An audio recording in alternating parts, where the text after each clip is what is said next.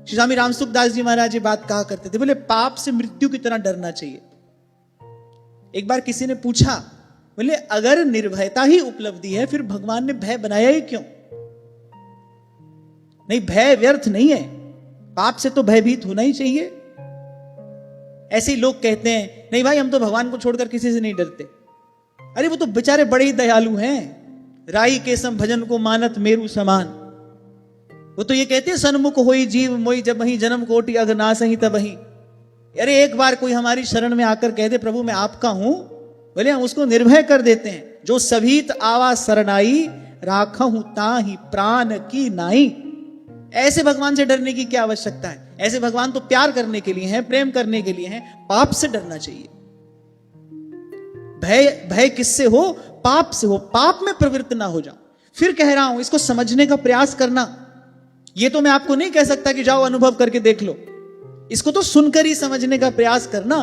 पाप करोगे उसके परिणाम स्वरूप क्या होगा? बुद्धि जड़ होगी, फिर करोगे और जड़ हो जाएगी, फिर कहीं ऐसे स्थान पर जाकर पहुंचोगे जहां पर आपको पाप ही उचित प्रतीत होने लगेगा। और कल विराम के क्षणों में मैंने यही आपसे कहा था, एक व्यक्ति गलत कर रहा है लेकिन उसको कहीं ना कहीं भीतर इस बात का बोध है कि मैं गलत कर रहा हूं, मुझसे गलती हो रही है, वो तो सुधर जाएगा, उसको तो सुधारा जा सकता है।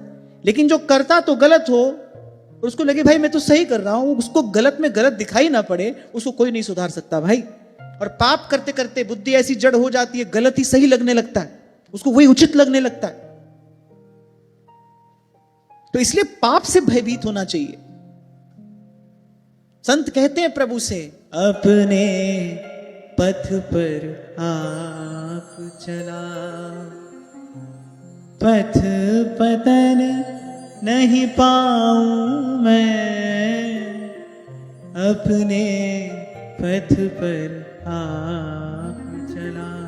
पाप से हमें बचाइए, पकड़ हमारा हाथ।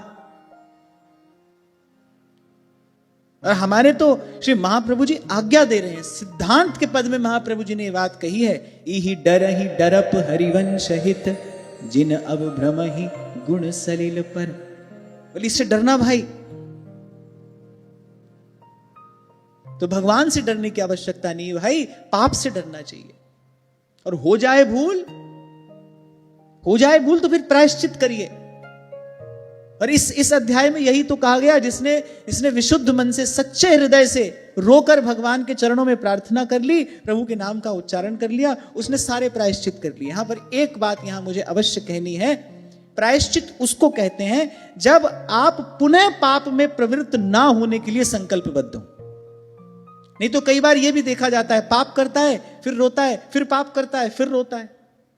इसलिए मैंने कहा था भगवान के नामों में सब प्रकार के पापों को नष्ट करने की अपरिमित शक्ति है, लेकिन नाम की ओट में ही अगर कोई पाप करने लगे उसको पाप मुक्त कोई नहीं कर सकता।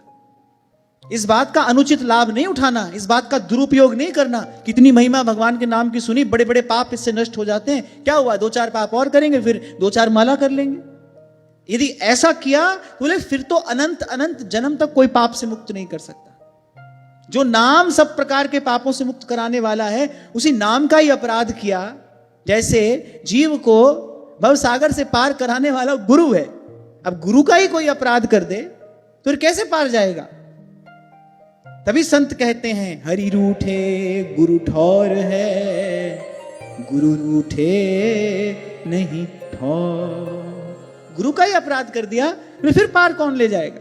तो नाम का ही अपराध कर दिया फिर क्या गति होगी?